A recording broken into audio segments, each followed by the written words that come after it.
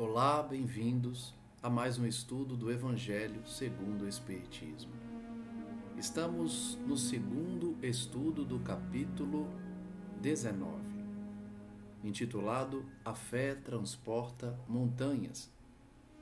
Na semana passada, nós analisávamos o conceito de fé sincera, que não se deve confundir fé com presunção, as características da fé verdadeira, a confiança absoluta em Deus e de que nós somos seres imortais, preparados para os contratempos da vida cotidiana por conta do planejamento reencarnatório a que todos estamos sujeitos.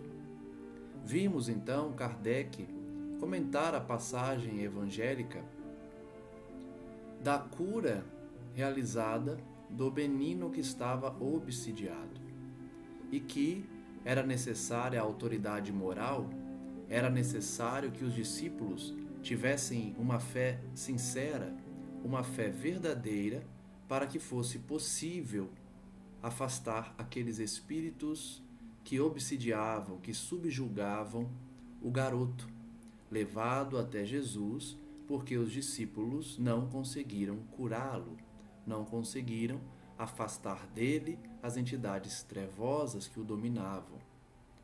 Vimos então os comentários de Kardec explicando o porquê faltava autoridade moral aos discípulos do Cristo, enquanto que ele, com a sua fé capaz de transportar montanhas de dificuldades, era possível afastar com um olhar uma horda inteira de espíritos trevosos.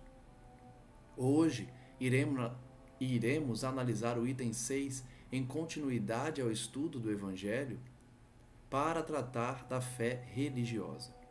Nós vimos que a fé, no conceito de Kardec, não é somente aquela que deriva da religião, mas especialmente daquela em que se confia que iremos conseguir atingir um objetivo específico.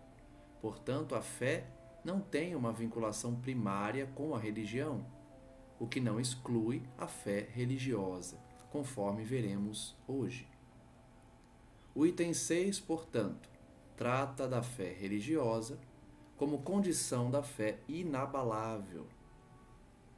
Vejamos que condição é essa e se Kardec irá destrinchar o conceito da fé religiosa.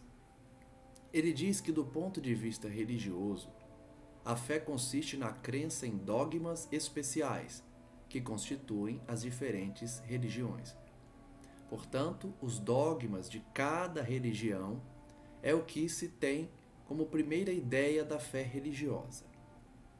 Todas as religiões, portanto, têm seus artigos de fé, os seus dogmas, os seus fundamentos, os seus preceitos imutáveis.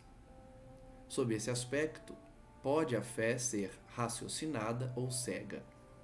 Então, de início, Kardec já demonstra que existem religiões cuja fé é cega, ou seja, não há questionamentos, não há como se debater, se ter opiniões diversas em relação a determinados pontos da religião, enquanto que outras terão uma fé raciocinada, ou seja, todos os fundamentos e pontos fundamentais da religião podem ser debatidos, podem ser questionados, podem ser fruto de análise, objeto de averiguação pelos seus crentes, pelos seus adeptos.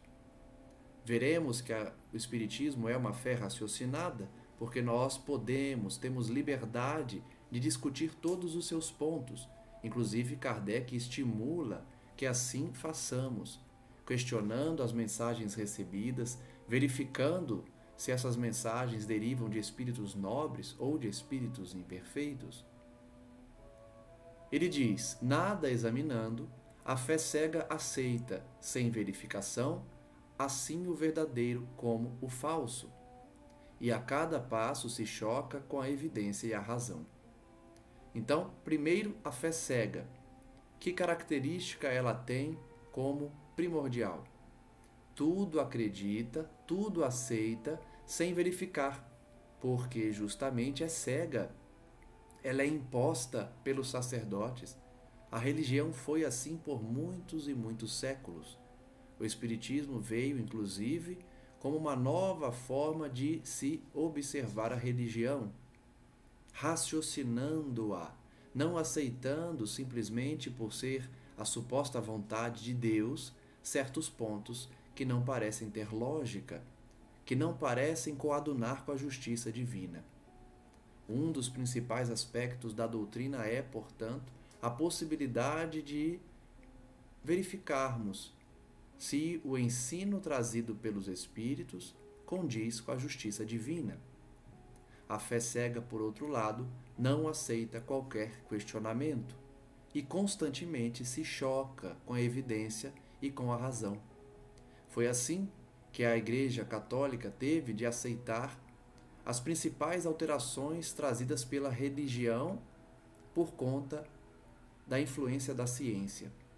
Então, a Terra não sendo o centro do universo, o fato do Sol estar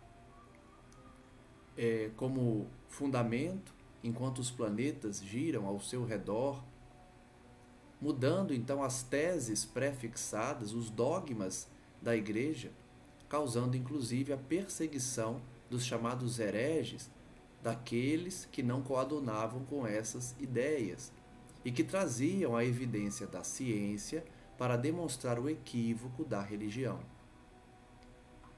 É por esse motivo que muitas vezes vemos religiosos separados da ciência.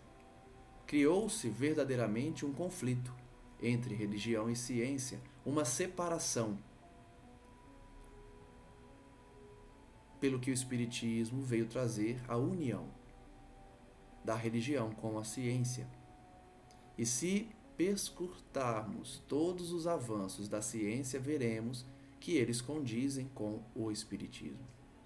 Kardec chega a afirmar que a fé sincera, a fé verdadeira, ela enfrenta a razão a qualquer tempo. Nós devemos buscar essa fé raciocinada que enfrenta a razão, a ciência, no sentido de demonstrar os seus fundamentos também comprovados pela ciência, em contrariedade à fé cega. Esta última, a fé cega, se levada ao fanatismo, ao excesso, produz esses fanáticos, esses indivíduos que não aceitam questionamentos e que cometem absurdos em nome da religião. Assentados-se no erro, portanto, esses fanáticos cedo ou tarde desmoronam, assim como essa doutrina que leva ao fanatismo.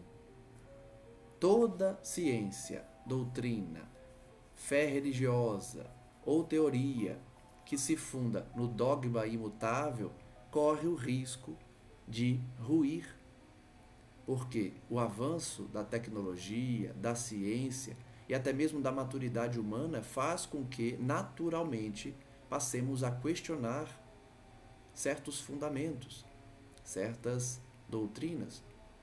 Por isso, o Espiritismo vem demonstrar que questionar não é ser um herege, não é pecar contra Deus. Questionar faz parte da evolução humana. Inclusive, a ciência somente avança por conta do questionamento. As ideias somente são debatidas nas universidades por conta das diversas opiniões formadas pelos alunos e professores. Aquele que segue, portanto, uma fé cega, ele está condenado ao fanatismo. Somente a fé que se baseia na verdade garante o futuro, porque nada tem a temer do progresso das luzes, dado que o que é verdadeiro na obscuridade também o é à luz meridiana. Kardec já começa a dar o conceito do Espiritismo de que nós seguimos a razão, a ciência em todos os tempos. Não tememos o avanço da ciência, o progresso das luzes, porque acreditamos que o Espiritismo prega a verdade. E uma vez do lado da verdade, não há o que temer. Não há por que temer o avanço da ciência, da tecnologia, de todos os questionamentos e as comprovações acerca da origem do universo, da evolução dos mundos, da conversação química que há entre os elementos, entre os átomos, chegando, até mais recentemente, à computação quântica, à verificação dessas cadeias que compõem os átomos e elétrons, e assim o Espiritismo vai se demonstrando como um fator real, um fator verdadeiro para se explicar as diversas condições da matéria. O diálogo que há entre o mundo físico e o mundo espiritual, o magnetismo, a energia fluídica, os campos eletromagnéticos e tantas outras conceituações físicas e químicas que vêm comprovar o que o Espiritismo já trata há algumas centenas de anos. Cada religião pretende ter a posse exclusiva da verdade. Preconizar alguém a fé cega sobre um ponto de crença é confessar-se impotente para demonstrar que está com a razão. Olha que raciocínio de Kardec. Ele diz que aquele que tem uma fé cega, que não aceita questionamentos, ele se confessa impotente para demonstrar essa razão. Porque a razão verdadeira é aquela que se demonstra pelo argumento, pelos fatos, pela comprovação científica. Muitos podem dizer, ouvindo essas palavras, que o Espiritismo não comprova cientificamente o que prega. Porém, isso denota falta de aprofundamento na doutrina, porque as evidências são muitas.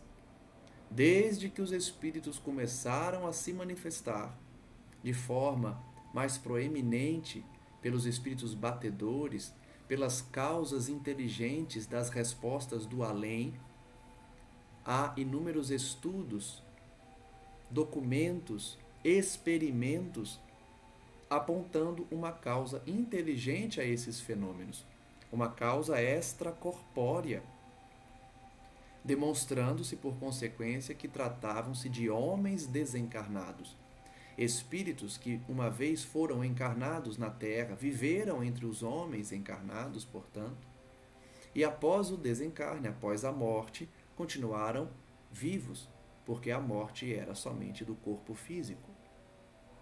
Logo, o Espiritismo se comprova, sim, se demonstra também pela ciência. O que não ocorre é que o Espiritismo, por conta dos próprios espíritos, não se deixa fazer a vontade dos homens cientistas que apenas querem demonstrar as suas teses utilizando os espíritos como cobaias. E isso de fato não acontece. O único questionamento dos que duvidam, dos que são céticos, é que os espíritas ou os próprios espíritos não se deixam tornar objeto de análise em laboratório. Apesar de muitos médiuns terem colaborado para esses exames, para esses experimentos, e a realidade espiritual ter sido comprovada. Porém, esses cientistas sempre colocaram obstáculos para concluir pela existência dos espíritos, dizendo se tratar de telepatia, de sugestão, de que o médium estava cometendo um charlatanismo. Então, apesar dos espíritos comprovadamente demonstrarem a sua existência, ainda assim os céticos acusam de falsidade, acusam de que não conseguem reproduzir esses mesmos fenômenos quando quiserem, porque, como já falamos aqui, os espíritos não se sujeitam à curiosidade humana. Kardec, inclusive, irá dizer nas revistas espíritas, especialmente no primeiro ano, na edição de 1858, que os espíritos fazem questão de não reproduzir fenômenos quando os investigadores querem somente dar descrédito à doutrina, querem tomar decisões pré-concebidas de que se trata de uma farsa. Esses cientistas nada conseguem e não há qualquer interesse dos espíritos em convencê-los. Continuemos, portanto. Kardec ainda irá dizer que a fé não se prescreve, donde resulta alegar muita gente que não lhe cabe a culpa de não ter fé. Kardec está tratando de um dos argumentos daqueles que não creem, porque a fé não poderia ser prescrita, a fé precisa ser conquistada, idealizada individualmente. Sem dúvida, a fé não se prescreve, nem, o que ainda é mais certo, se impõe. Então Kardec concorda com essa ideia de que a fé não pode ser imposta. Quantos anos vivemos na Terra com a imposição da fé, a imposição da crença, até hoje? Nós, espíritas, os nossos irmãos umbandistas, candomblecistas e tantos outros que acreditam na vida espiritual são excluídos, são objeto de chacota por religiosos que acreditam ter a posse da verdade absoluta, de que fora da Bíblia ou fora da igreja não haveria salvação, e assim condenam, e assim impõem uma fé que eles acreditam ser a única responsável por guiar os homens a Deus. A única a que Jesus estaria vinculado, sendo todas as outras fruto da influência do chamado diabo. Então a fé não pode ser imposta. Um dos fundamentos da doutrina trazida pelo Cristo, o cristianismo, é o respeito pelas ideologias diversas, desde que elas tenham boa intenção, boa vontade.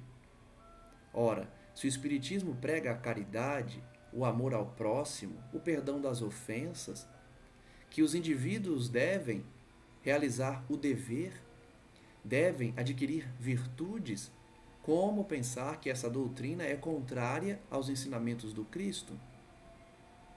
Se assim pregam, é porque estão cheios de preconceito, de conceitos prévios. Por desconhecimento da doutrina, dizem se tratar de ilusão do diabo. O Espiritismo, porém, vem, com a fé raciocinada, demonstrar que nada devemos temer em relação a essas acusações e que a fé não pode ser imposta. Ela deve ser fruto do raciocínio. Kardec vai dizer: a fé se adquire e ninguém há que esteja impedido de possuí-la, mesmo entre os mais refratários. Ou seja, mesmo entre aqueles que não admitem a fé, precisam ser respeitados na sua opinião e não podem ser impedidos de possuir a fé que queiram possuir, mesmo que seja uma fé no nada, uma fé de que nada existe após a morte. Falamos das verdades espirituais básicas e não de tal ou qual crença particular. Não é à fé que compete procurá-los. A eles é que cumpre ir-lhe ao encontro, e se a buscarem sinceramente, não deixarão de achá-la. Então vejam que Kardec trata dos céticos, daqueles que não aceitam as verdades espirituais básicas. Eles devem ter liberdade para isso. Não se deve impor a crença no Espiritismo a ninguém. Eu vejo muitos espíritas que se comportam como religiosos impondo a sua própria religião aos outros. Um fundamento básico do Espiritismo é não impor, é não violentar consciências, baseado inclusive na conduta do próprio Criador, que não violenta consciências, aguarda com paciência o despertar de cada um. Então vejam que Kardec prega a liberdade do indivíduo em acreditar no que quiser. O Espiritismo somente orienta. O Espiritismo explica quais as consequências do indivíduo crer ou não crer, do indivíduo praticar certa conduta ou deixar de praticar a caridade, cabe ao Espiritismo explicar, demonstrar, apontar o caminho. O indivíduo, no entanto, seguirá esse caminho se quiser. De nenhuma forma nós podemos impor, e não devemos, sob pena de nos igualarmos a tantos anos de dominação política e social de crenças religiosas, objetivando impor à sociedade uma crença, uma fé cega. Cabe, portanto, aos indivíduos buscarem a fé e não o contrário. Tende, pois, como certo que os que dizem: nada de melhor desejamos do que crer, mas não o podemos. Apenas de lábios o dizem, e não do íntimo, porquanto, ao dizerem isso, tapam os ouvidos. Kardec então começa a tratar daqueles que dizem querer acreditar, mas não podem. Ele fala que essa conduta é hipócrita. São de pessoas que tapam os seus ouvidos, porque se realmente quisessem acreditar, eles acreditariam. Kardec diz: as provas, no entanto, chovem-lhes ao derredor. Por que fogem de observá-las? Pergunta ele. Exatamente como eu disse agora há pouco, são inúmeras as provas da sobrevivência da alma à morte do corpo físico. São inúmeras as provas da comunicabilidade dos espíritos. E o Espiritismo não trouxe essa realidade. Ele apenas a traduziu, a demonstrou, a compreendeu. Inclusive na função de Kardec de compilar esses ensinamentos. Mas a realidade espiritual existe desde que o mundo foi formado. Quantos povos consultavam os oráculos? Consultavam as médiuns da época? Tanto na Índia, quanto na Grécia, quanto no Egito, quanto nas tribos africanas, nas tribos indígenas, todo povo antigo tinha os seus médiuns, a tal ponto que Moisés teve de proibir a consulta aos espíritos. Ora, como poderia Moisés proibir algo que não existisse? E percebam que Moisés não proibiu a crença no espiritismo, até porque não existia essa nomenclatura à época. O que ele proibiu foram as consultas aos oráculos. Ele proibiu a consulta aos médiuns desregrados, porque à época as pessoas consultavam os espíritos para tudo. Para tomar decisões do cotidiano, para receber orientações de como enriquecer, para receber orientações de como assassinar, de como eliminar um adversário. Moisés, então, diante de um exercício da mediunidade desequilibrada, decidiu proibi-la temporariamente, enquanto eles estavam ainda se recuperando da longa viagem que iriam realizar pelo deserto e também pelas perseguições que sofriam. A proibição, portanto, era temporária, tanto é verdade que o Cristo veio renovar as ideias, trazer leis diferentes daquelas vigentes, abandonando o olho por olho, dente por dente, pregando o amor aos inimigos, o perdão das ofensas e demonstrando o acolhimento da mediunidade no dia de Pentecostes, onde os apóstolos falaram as chamadas línguas estranhas, cheios do Espírito Santo, mediunidade pura e simples, já que eles falavam as línguas de todos os estrangeiros, a depender do grupo a que estavam direcionando suas palavras. Portanto, a fé religiosa raciocinada não pretende provar nada a ninguém. Falamos há pouco de que os espíritos não têm qualquer interesse em convencer os incrédulos. As provas já estão aí. São inúmeros os livros, documentos, registros históricos demonstrando que médiuns equilibrados, médiuns bondosos, foram objeto de análise, amarrados em cadeiras para evitar charlatanismo, colocados em quartos isolados, minuciosamente analisados pelos pesquisadores a fim de se evitar fraudes. E fenômenos de materialização ocorreram, fenômenos de transporte de objetos, fenômenos de escrita direta, de voz direta. Os médiuns chamados sonambúlicos se desligavam do corpo físico e, no plano espiritual, analisavam conversas que ocorriam em outros cômodos, em outras cidades, em outros países, e quando retornavam, contavam o que ouviram e tudo era confirmado posteriormente. São inúmeras as provas. Estão aí em diversas obras que trataram dos fenômenos espíritas. Mas o incrédulo sempre negará. Kardec diz que eles tampam seus ouvidos, as provas chovem ao redor deles e eles fogem da observação. Preferem a negação absoluta, preferem dizer que se trata de uma doutrina rasteira, de uma doutrina do diabo, sendo que essa doutrina fala somente do amor de Deus e tem como Cristo o seu modelo e guia. Kardec ainda vai dizer que da parte de alguns dos incrédulos há descaso, de outros há temor. Então alguns não se importam em fazer pré-julgamentos. Outros temem, têm medo de serem forçados a mudar seus hábitos. Inclusive, essa característica reina até hoje.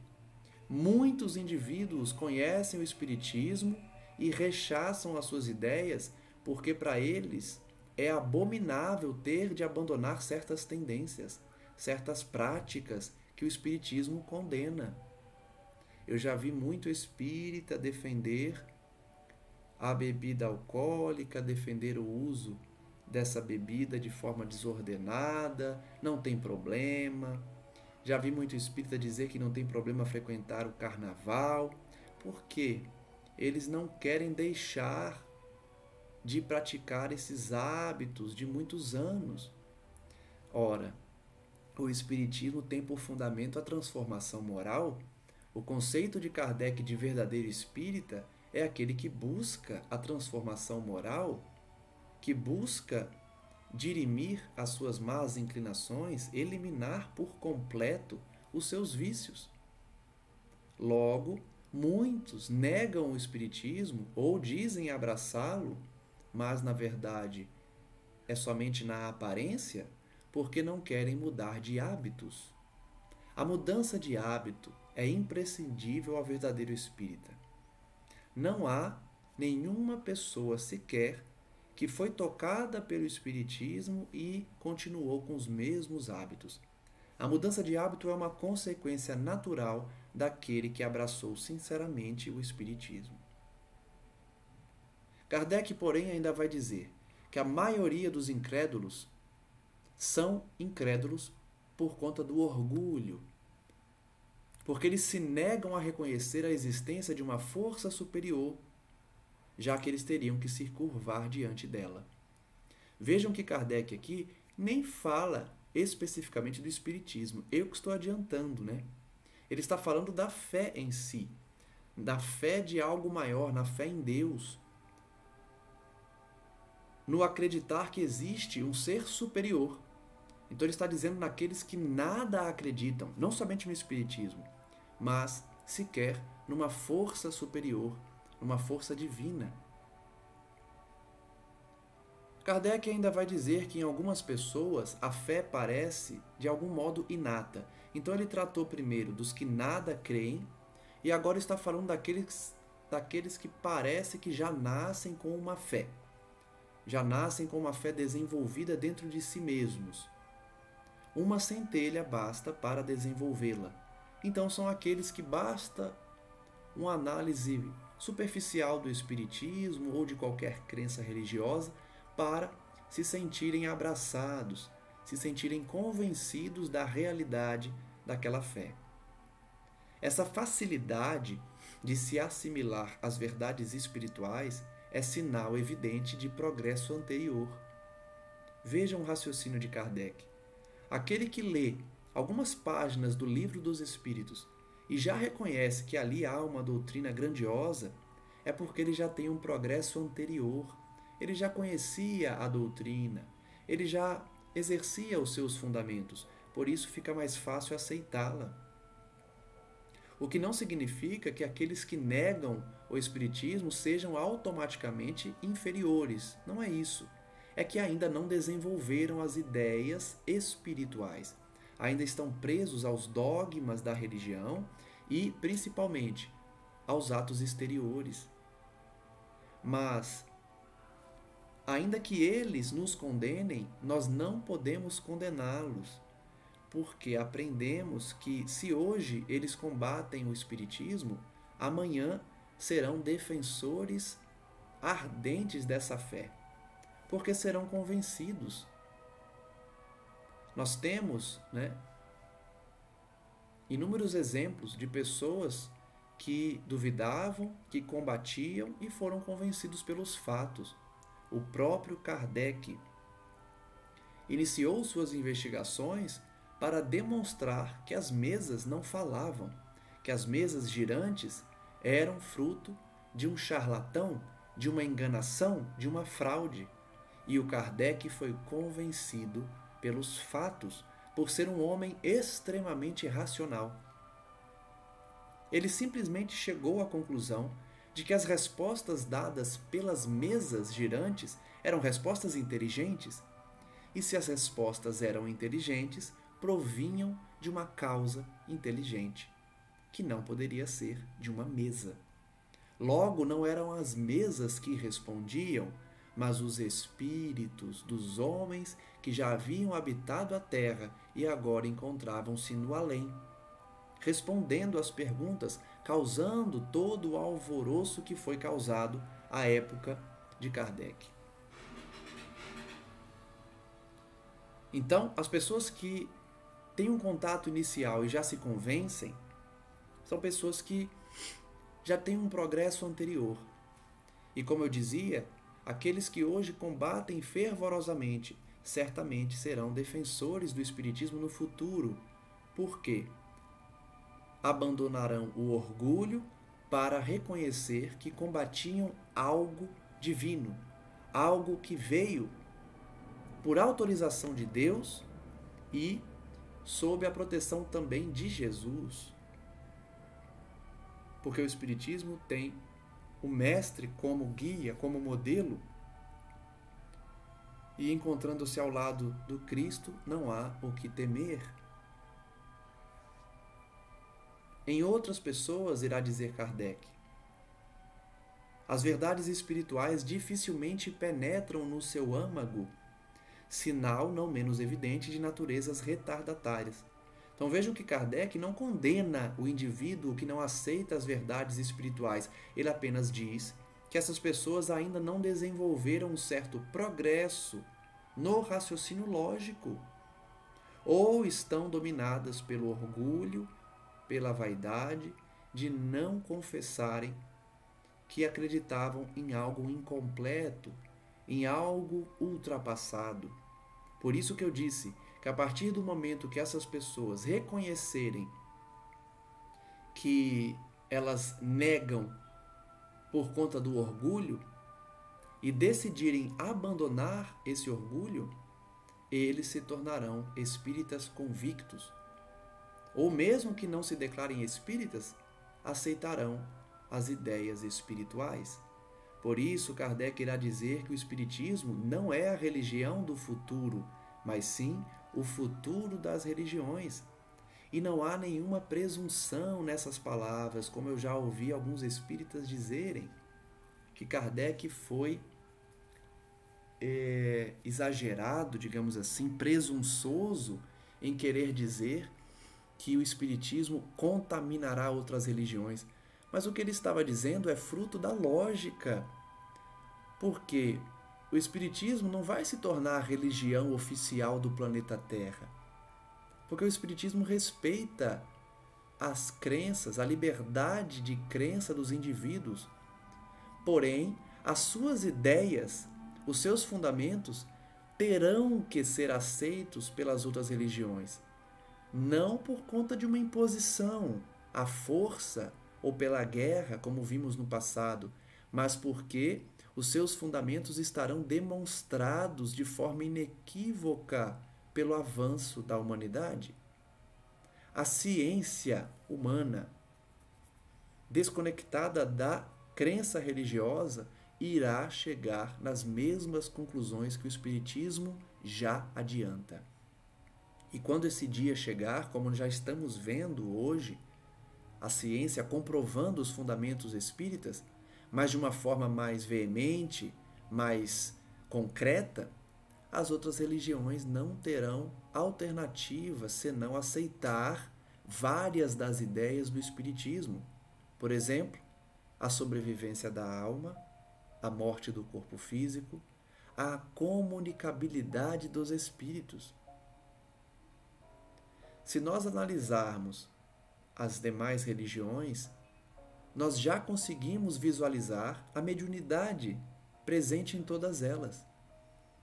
A diferença é que eles se dizem preenchidos pelo Espírito Santo, pelo Espírito de Deus ou pelo Espírito do Cristo. A única diferença é essa, mas são manifestações claramente mediúnicas que nós sabemos se tratar, muitas vezes de espíritos nobres e muitas vezes de espíritos galhofeiros ou de espíritos imperfeitos. Porém, a mediunidade é uma realidade em todas as religiões. Por isso eu disse, no futuro, as religiões abraçarão ideias espíritas, o que não significa que elas perderão a sua nomenclatura, perderão os seus fundamentos. Não, mas elas terão que adaptar algumas das crenças, mesmo porque essas mesmas concepções já eram aceitas antigamente e foram forçosamente alteradas, especialmente na Bíblia, onde foram inseridos termos que não existiam à época, como espiritismo, magnetismo, não é? Pois bem, esses indivíduos que já têm uma crença inata, eles trazem pela reencarnação uma intuição do que já sabiam. São aquelas pessoas que, numa primeira leitura do Livro dos Espíritos, já têm um fundamento muito forte da crença espírita, porque trazem uma intuição do mundo espiritual, já trazem essa chamada educação feita. Já aquelas que negam os fatos, que não conseguem ter uma aproximação das ideias espíritas, estão no processo de aprendizado, com a educação por fazer, como diz Kardec. Mas essa educação irá ser concretizada, e se não se concluir nessa existência, se concluirá em outra. A vantagem do espírito é que ele sabe da imortalidade e sabe que Deus não tem pressa. Uma das primeiras lições que eu aprendi no espiritismo: Deus não tem pressa. Nós, por outro lado, precisamos ter pressa, porque a reencarnação é a oportunidade única que muitos espíritos se candidatam e estão aguardando, e porque o mundo avança, e se nós ficarmos para trás, teremos que recomeçar as tarefas. Então nós precisamos desse senso de pressa, esse senso de urgência para as mudanças íntimas, as mudanças dos hábitos, a aquisição de virtudes. Mas Deus, na sua perfeição absoluta e infinita, não tem pressa, porque sabe que todos os seus filhos um dia chegarão até Ele, se aproximarão dele numa perfeição relativa. Kardec ainda vai dizer que essa resistência daquele que não acredita muitas vezes provém menos dele do que da maneira por que lhe apresentam as coisas. Então Kardec vai além, dizendo que muitas vezes as pessoas não acreditam porque observaram o Espiritismo ou as verdades espíritas de uma forma equivocada, de uma forma abrupta, de uma forma não aconselhável. Então, pessoas que chegam em centros espíritas desequilibrados ou tratam com médiuns desequilibrados, fazem pré-julgamentos, achando que o Espiritismo é aquilo que viram em terreiros ou em centros espíritas que não trazem um equilíbrio nas suas ações. Então, a maneira com que eles se aproximam do Espiritismo também pode resultar na incredulidade. Por isso a importância dos bons exemplos, do equilíbrio do médium. O médium não convence pelas palavras, ele convence pelas atitudes, pelos atos. E não somente os médiuns, mas todos os adeptos de qualquer religião. O convencimento das massas é pelo exemplo, até porque o Cristo veio em carne e osso para dar o exemplo. Se ele veio dar o exemplo, imagine nós como devemos proceder. Kardec diz que a fé necessita de uma base, e essa base é a inteligência perfeita daquilo em que se deve crer. É a base da fé raciocinada. Entender, compreender os fundamentos da fé religiosa. E para crer não basta ver, é preciso, sobretudo, compreender. Então, usei a expressão da compreensão, demonstrando que muitos céticos viram. Eles viram espíritos se materializarem na frente deles. Eles tocaram, eles pesaram, eles receberam informações que só eles sabiam e mesmo assim duvidaram, não acreditaram e não acreditam até hoje. Demonstrando o que Kardec acaba de ensinar. Não basta ver, é preciso compreender. Quantas vezes nós nos deparamos com situações concretas e mesmo assim não acreditamos?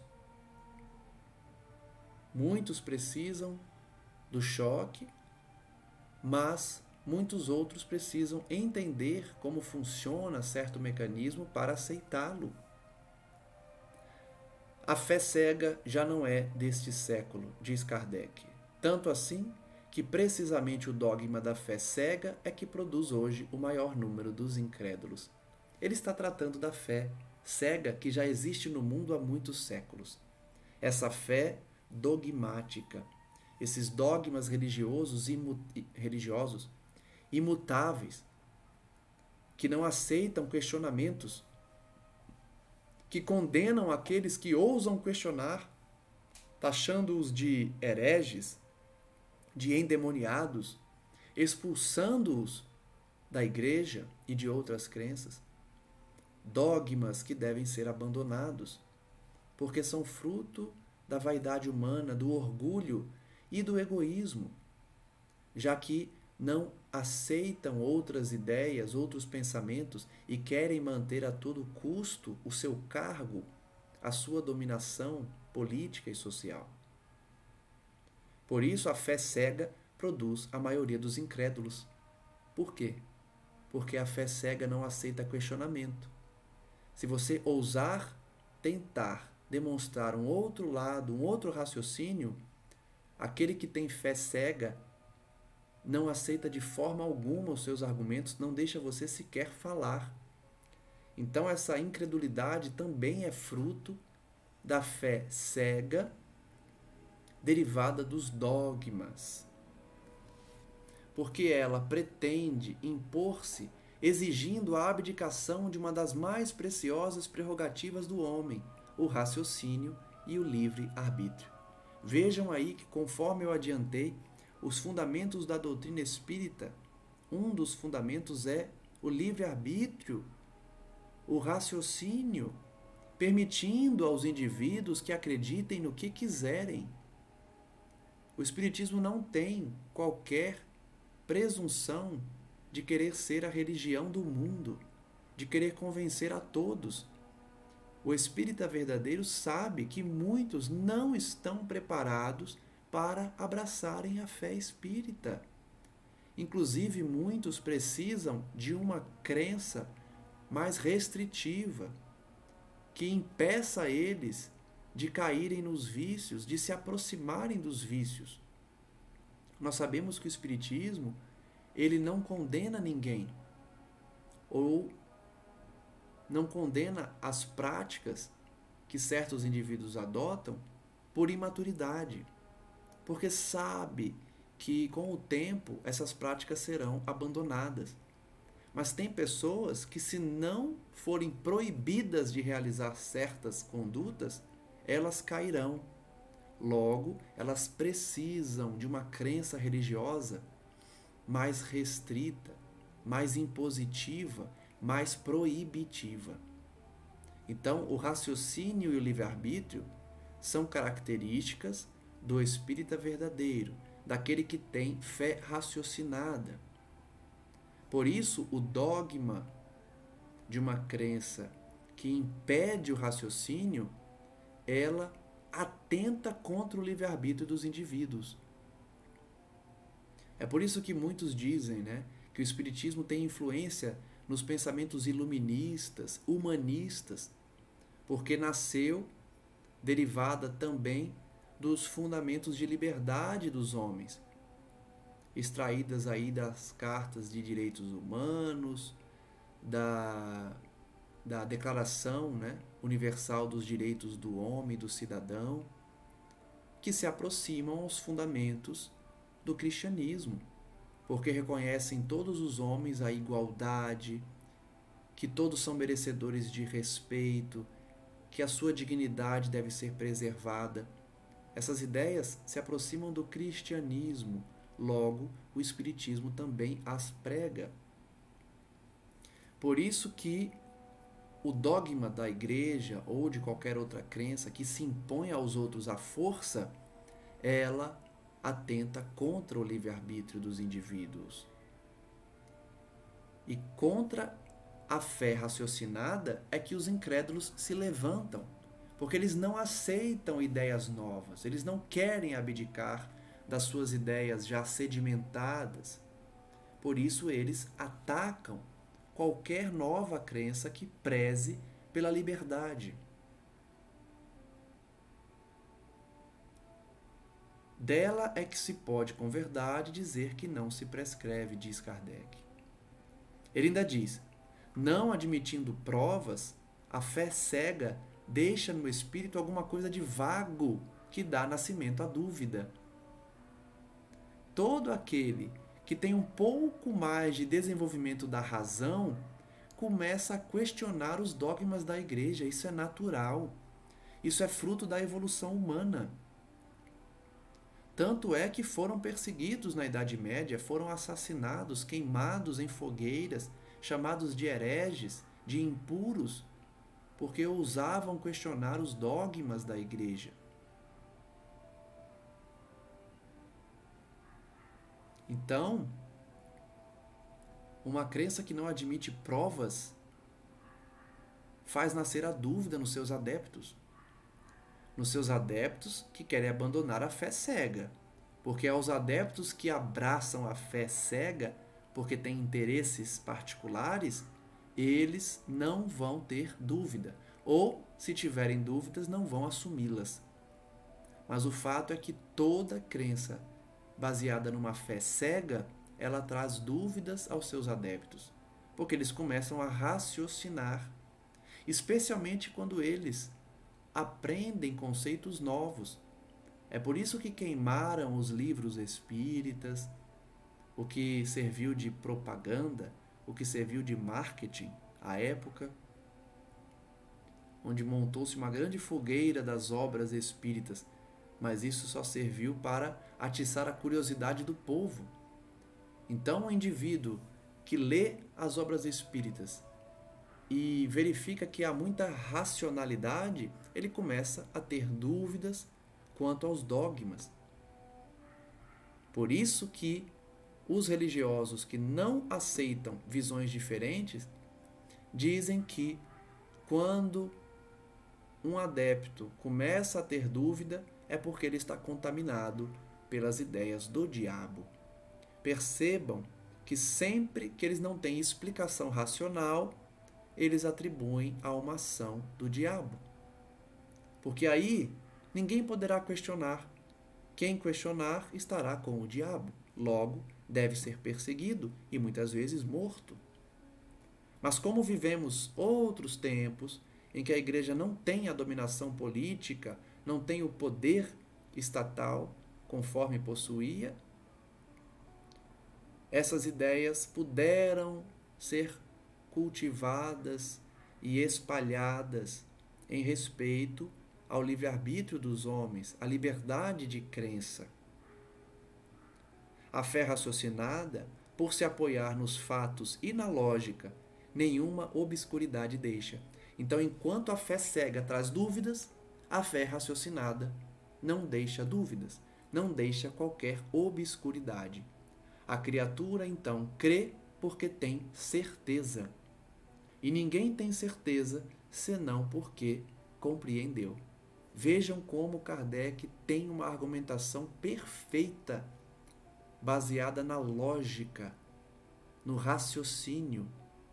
Se não deixa dúvidas, é porque tem certeza. E se tem certeza, é porque compreendeu. Esse é o objetivo da fé raciocinada, fazer os seus adeptos compreenderem a fé. Até o Espiritismo, a fé religiosa, a crença, era reservada a alguns escolhidos, aos privilegiados, aquela corte dominante de quem tinha autorização para aprender.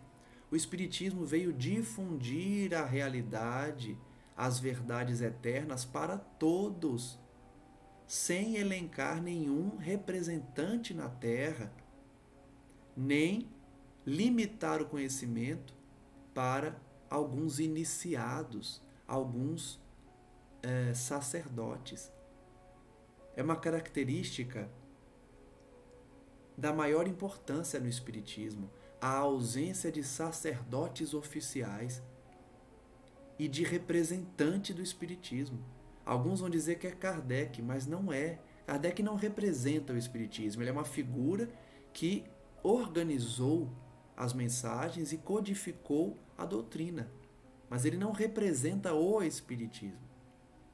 Não há um representante oficial e não há sacerdotes autorizados pela Igreja Espírita a pregar a palavra. Não. A palavra pode ser pregada por todo aquele que compreendeu a doutrina. É por isso que são inúmeros os palestrantes, são inúmeros os comentadores evangélicos da doutrina espírita. Porque todo aquele que compreendeu, todo aquele que tem facilidade de expor a doutrina, está implicitamente autorizado. Essa autorização não existe, não é necessária.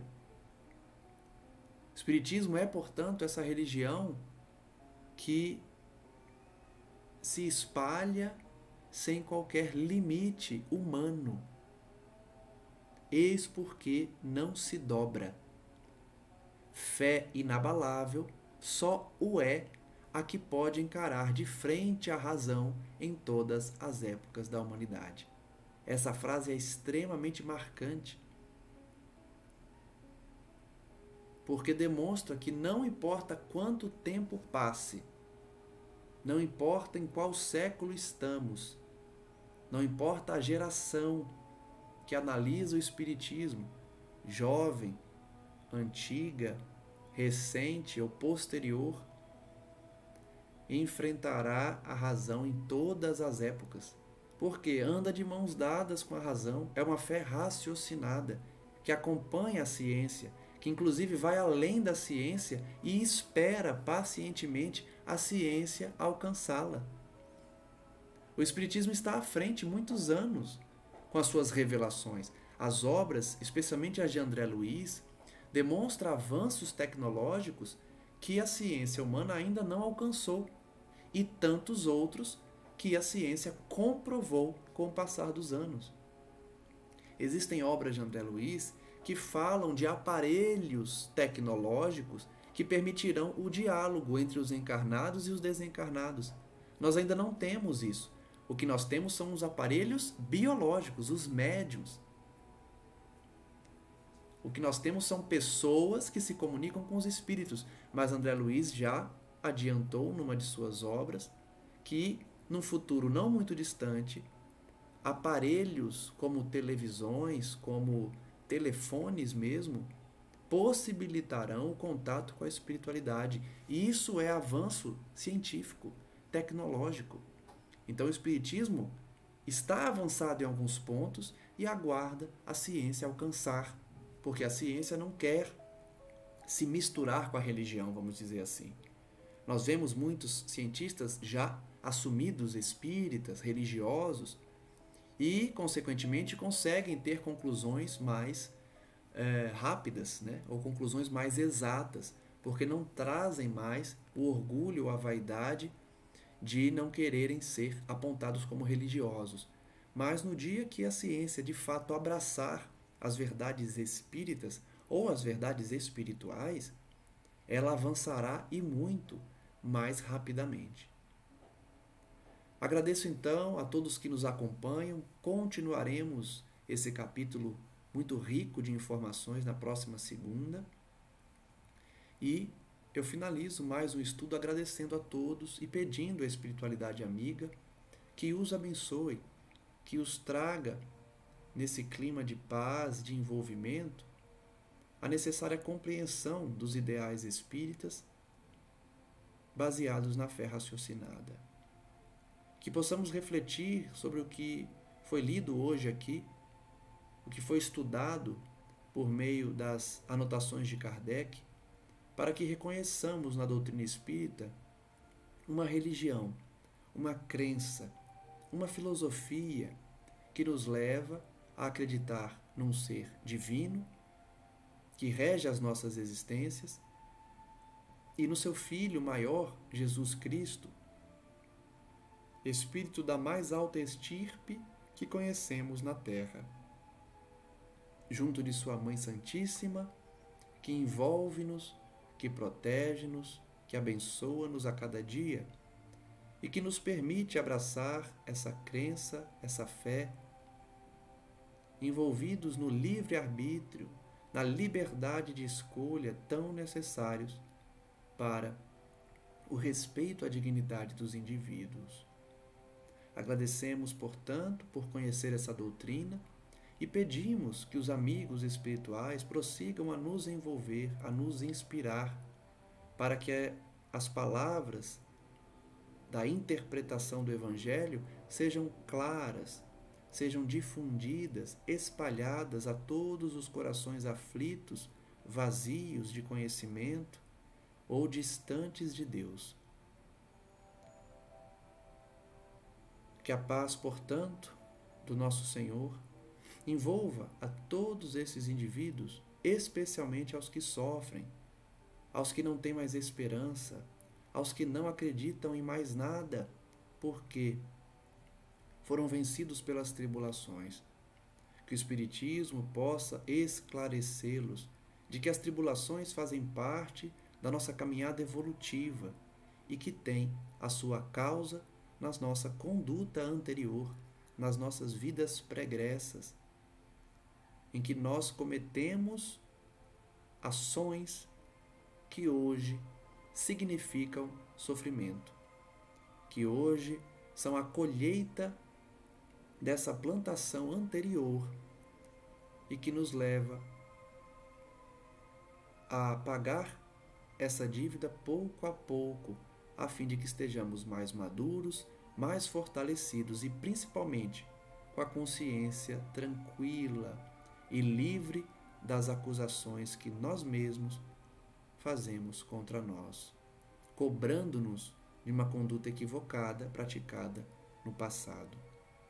Que essa compreensão, portanto, possam animar esses indivíduos para que percebam que se sofrem hoje, a causa é anterior e que, com o sofrimento resignado, eles se libertarão desse sofrimento, alcançando um equilíbrio, alcançando um avanço que lhes permitirão começar a sentir a verdadeira felicidade quando todos nós herdarmos a terra pacificada, equilibrada, num processo de convalescença depois de uma grande enfermidade a que todos nós passamos. Graças damos ao nosso Mestre Jesus, hoje e sempre, e que assim seja. Muito obrigado a todos mais uma vez e até o próximo estudo.